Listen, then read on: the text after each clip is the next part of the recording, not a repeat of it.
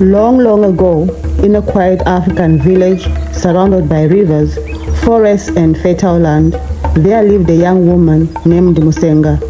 She was kind, gentle, and deeply loved by her husband. Together, they had a beautiful baby, a child they treasured more than life itself. Life in the village was peaceful. The people farmed the land, fished in the rivers, and shared their lives as one community. But sometimes great sorrow can begin with the pressure to fit in. One morning, the village women gathered at the river to fish. They carried baskets, herbs, and everything they needed for the day. When Musenga arrived, she found the women already preparing their fishing herbs. Hidden away from sight, their babies had been safely tucked away among the reeds. But Musenga did not know this. The women told her a terrible lie. They claimed that each of them had sacrificed their own child and mixed the remains with the fishing herbs. Musenga was horrified. She refused. She turned to leave, but the women blocked her path. They mocked her, they questioned her, and they made her feel as though she was different from everyone else. Alone, confused, and overwhelmed by their pressure, Musenga finally gave in. Moments later, the women burst into laughter. One by one, they revealed the babies they had hidden, healthy, alive, safe. Only then did Musenga realize she had been cruelly deceived. Her heart broke. Overcome with grief and regret, she fled from the river. She ran beyond the village, beyond the fields, and deep into the forest. She ran until her strength was gone. There, among the trees, she met Nakakonkonte. The strange old woman was gathering firewood. Seeing that she struggled beneath the heavy load, Musenga offered her help. Together they carried the wood home. When they arrived, Musenga saw that Nakakonkonte's body was covered with boils. Without hesitation, she helped squeeze them and clean the wounds. She showed no disgust, no fear, only kindness. Later, Nakakonkonte prepared food. It was simple food fit for her humble home. Musenga ate without complaint. That night, she was shown a place to sleep. The room was filled with bed bugs. They beat her throughout the night. Yet Musenga remained calm. She killed none of them. She simply endured. When morning came, Nakakonkonte asked how everyone had slept. The bedbugs answered.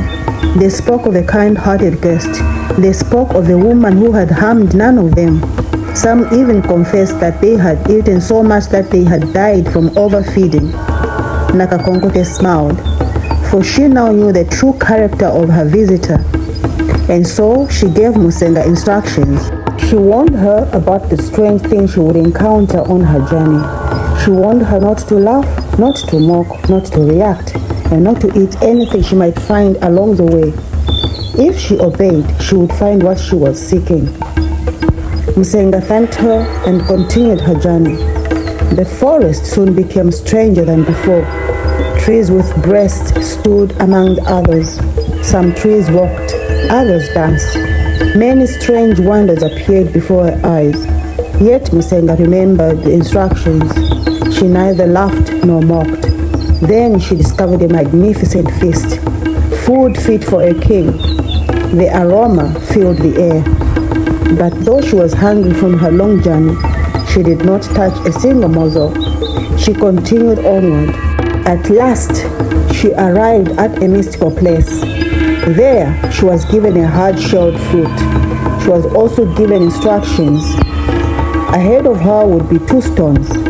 If one stone sounded like ndundundu, she was to leave it alone. If the other sounded like ngili, she was to strike the fruit against it. Musenga followed every instruction exactly. She found the stones. She listened carefully. And when she heard the sound she had been told to seek, she struck the fruit. The shell cracked open, and from within emerged the most beautiful baby she had ever seen. Joy flooded her heart. At last, she had found what she had lost. With her child in her arms, Musenga returned to her village. The people rejoiced. Her husband embraced her. Songs were sung, food was shared, and the village celebrated her return. But not everyone was happy. The very women who had deceived Musenga were consumed by jealousy. Wanting the same blessing for themselves, they set out for the forest.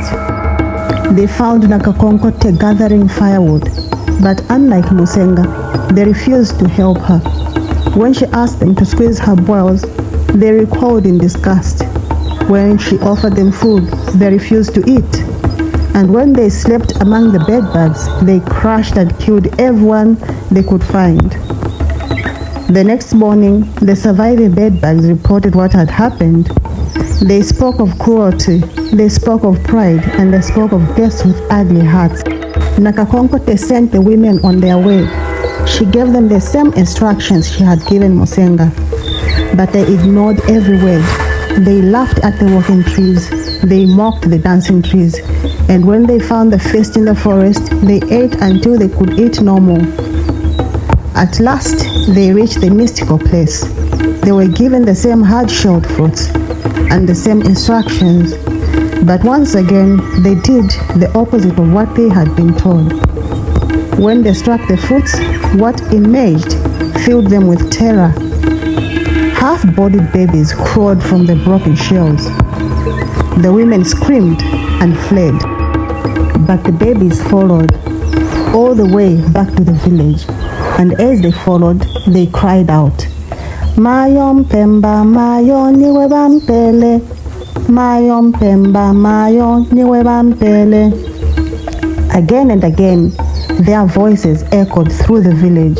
The people left their work. They gathered to watch the spectacle. And when the husbands learned the truth, they were furious. They discovered the cruelty the women had shown Musenga. They learned how they had ignored wisdom and how jealousy had led them down a path of destruction. The women were driven away in shame, for they had reaped exactly what they had sown. And so, the elders say, kindness opens doors, humility brings blessings, but pride, cruelty, and jealousy lead only to sorrow. For those who listen to wisdom often find joy, but those who mock it may lose far more than they ever hoped to gain.